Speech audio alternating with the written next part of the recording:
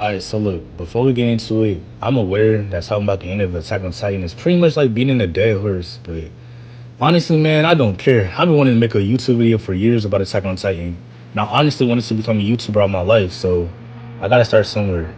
And if you're watching this video around the time where it's published, then congratulations, bruh. Y'all officially one of my day ones. I'm SN the first, and I'll be explaining to y'all why Attack on Titan ending sucks. And if you haven't selected ending, then that's good for y'all. But if you disagree with my reasons, then feel free to comment. Now, since I got this long introduction out the way, let's get into it. First, let's talk about my boy. Well, used to be my boy, Aaron Yeager. 俺は生まれた時から俺のままだ。俺とあんたが同じだと思ってたようだが間違っている。他人から自由を奪われるくらいなら俺はそいつから自由を奪う。 Now, who exactly is Aaron Yeager?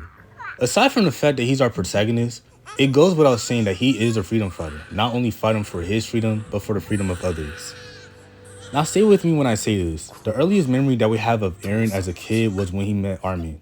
Before this, we can infer that Aaron, as well as Armin, probably didn't have a lot of friends prior to meeting each other. Like, do we ever see them hang out with any other kid before and after meeting Mikasa? Anyways, Aaron, who's pretty much a social outcast, shows interest in the way that Armin handles conflict, and is shown trying to defend him from anyone that wants to hurt him. But overall, Aaron seems to be extremely bored with life inside the walls. That is until Armin, the only kid that Aaron finds intriguing in his bored life, shows him a book about what is outside the walls. In this scene, the way Armin describes the feature outside the walls, Aaron can't help but be worried for Armin that the MPs might target him. But once Armin mentions the sea, Aaron mentions how valuable life is within the walls and that the merchants will want to take it all. But Armin tells him that's impossible due to the quantity in the sea as well as the size of it, and continues to tell him more unique features about what's outside the walls. This made Aaron intrigued about knowing what is out there, and as well as making his eyes see a light within a dim world. Now let's talk about Aaron meeting Mikasa for the first time. Once he witnessed the corpse of Mikasa's parents, he doesn't exactly lose his mind. It's more like he was fucked up with the fact that somebody would kill someone and kidnap a young girl for no good reason. So my boy Aaron locks in and actually thinks before getting active. Now remember this part because this is an aspect of Aaron's character that people tend to miss. Now as my boy gets to work, he says something as he constantly stabs the second kidnapper. He calls him an animal in the manga and in the anime, but only in the anime does he disregard that statement and calls the kidnappers a disease. Now the fact that the anime seems to be the more superior version between the two, I'll be targeting the things that the anime mainly mentioned, but I will target some points in the manga of course. Anyways, back to that statement on Aaron calling the kidnappers diseases. Why would he call the kidnappers that? It's safe to say that since his father is a doctor and it's his mission to cure diseases, Aaron just hates diseases. But aside from calling the kidnappers diseases, do you think Aaron views diseases and kidnappers the same way he views Titans?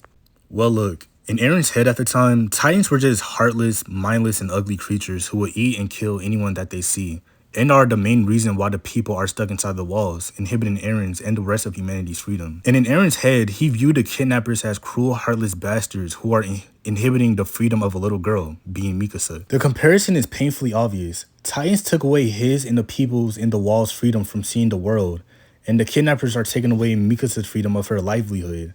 Both are which Aaron utterly despises most. Since he hates having his or other people's freedom taken away from him, the moment he realized that the path of him and his freedom to explore is being blocked by Titans, it created sparks of hatred within him. His mother's death, however, ignited the fuck out of those flames.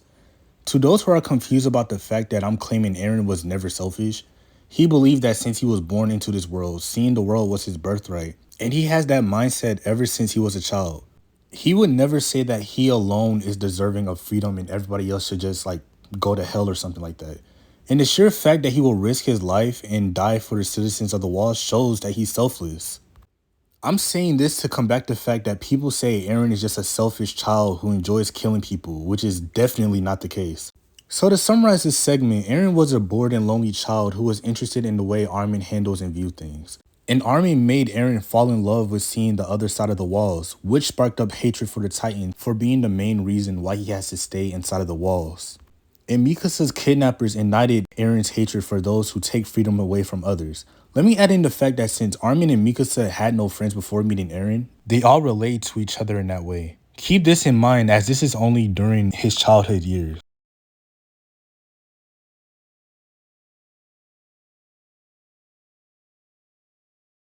You're wrong about it all.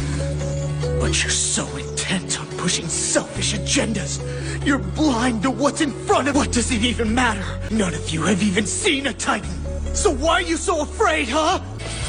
There's no sense in having power if you're not going to use it to fight.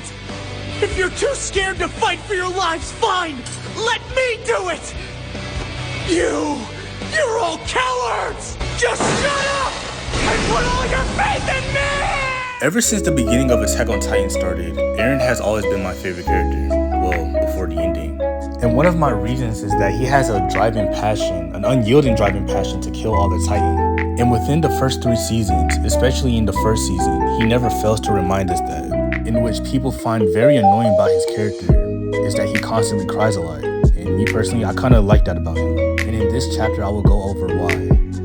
Eren is still traumatized about the events that occurred during the fall of Wall Maria, but so are many others, which is probably why people hate the fact that he constantly cries and screams. But you must understand that he's very passionate about his duty and bringing his dream to life. His constant screaming clearly expresses that. But to him, out of impulse, he tells them that if they won't fight the Titans for their freedom, then just put all their faith in him. This statement speaks a high volume about how he perceives himself after attaining the Attack Titan. He sees himself as special and holds himself to a certain standard.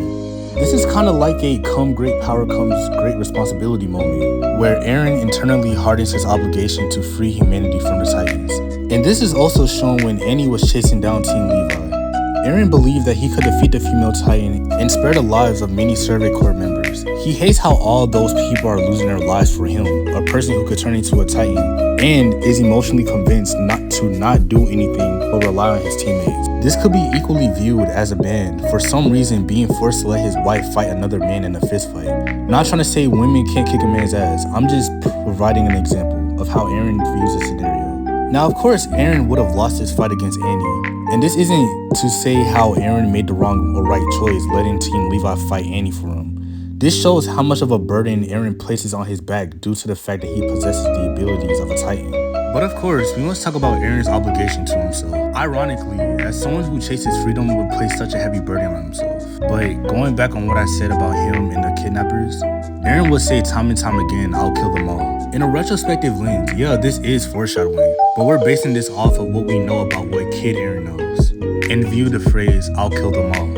This phrase can be viewed as him saying he'll kill all the Titans, or he'll kill everyone that stands between him and his freedom of salvation, which would include his mother, his father, Mikasa, Armin, Hans, and the joy of what lies outside the walls. Since Eren lost his mother a couple hours before saying this, he does mean the Titans. But again, the latter is still an valid interpretation of this ambiguous statement, especially when he fights Annie for the final time. Before he tries to eat Annie, he claims that he'll destroy the world. Some may say something like this is future Eren influencing past Eren, because it doesn't make sense for season 1 Eren to say he'll destroy the world, or for him to try to eat Annie because he doesn't know that Titan powers could be transferred that way. But why would future Eren do this? As a matter of fact, why would future Eren, season 4 Eren, even try to eat Porco? I won't answer that question yet, but just keep that in mind. Now let's go back to why season 1 Eren said he'll destroy the world. Of course he doesn't mean the entire world, including the people that lives within the walls, nor does he have the knowledge about the people that live outside the walls. After his fight with Annie, as Eren was in the hospital talking to Mikasa alone, he stated how great it felt for him to let loose. He even said that he even wanted to die. One thing that I noticed was that prior to the roof crashing down on him, Mikasa stated to him that the world was a cruel place. It is cruel that one of your comrades that gone through hellish training with you and someone that you are fighting for could betray you and be one of the barriers between him and happiness. Eren understood greatly that the world was cruel, but he was naive to the point where he didn't know that just because you've gone through hell with each other doesn't mean that they're trustworthy. And when you think about it, realizing that is just severely heartbreaking.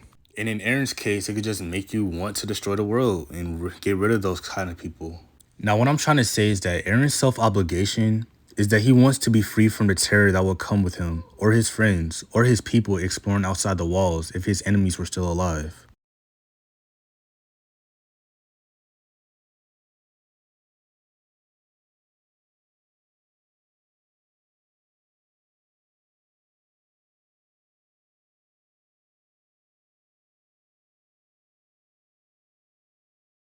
So people consider Season 2 to be the worst season of Attack on Titan, and only remember it for the Ymir, Reiner, and Bertolt reveal, which in turn caused people to overlook some subtle details that were shown within the second season. One detail that I noticed that was a crucial detail to Eren's character arc that I see that most fans mainly miss was the theme of having patience. Again, it looks like nothing at first, but you gotta watch it in a retrospective lens to see it. Another look in Eren's childhood that was shown in Season 2 was that when Carla scolded Eren for getting to another fight, she ends her scolding by saying you can't always charge at things head on, that you must show some resistance, and it's even told by Hange to be patient at times. Also, I was quite surprised when rewatching Season 2 that after Reiner and Bertolt told Eren that they were Titans, Eren didn't immediately crash out like I thought I remember he did when I first watched it. He was reasoning, holding back his rage and disbelief as he tried to lead them to the rest of the Survey Corps. And also, back when he saved Mikasa from the kidnappers, he thought about using his innocence to his advantage to trick the kidnappers. And while yes, the rest of his decisions on that mission was based on impulsive behavior, he's shown signs on being patient during situations like this at a very young age. Eren is often known for making rash decisions throughout the series, with the Rumbling being categorized as the most reckless one. But before we go on to that topic, let's mention our other notable decisions fans would consider to be rash. I will be focusing on moments that happened after the clip of Eren and Reiner on the tree. At the end of the second season, when Eren had his mental breakdown from seeing Hange die right in front of him, he punches the Smiling Titan as a man to show Mikasa that he'll continue to fight instead of giving up and dying. I wouldn't call this a reckless decision due to how Eren couldn't turn into a Titan at first. And hell, what other choice did he have at that point? Running is pointless as they were surrounded. And at least him choosing to fight ended well for, well, almost everyone. And after that, another one I can think of is in Season 3. When Rod Reese was turning into that big ass Titan and nobody could think of a better way to block the explosion and debris falling on him. So Eren, with no other choice, grabbed the Armored Titan serum and rushed in to protect his friends, which succeeded. And also, ever since he punched the Smiling Titan, these reckless decisions help advance Paradise, with the hardening blocking the wall reclaiming it from the Titans, and the punch showing that Eren has the founder. And I like to mention that the more patient Eren becomes, the better he can control his Titan. And the last reckless decision that was made that I could think of was the Rumbling, which we'll get into later.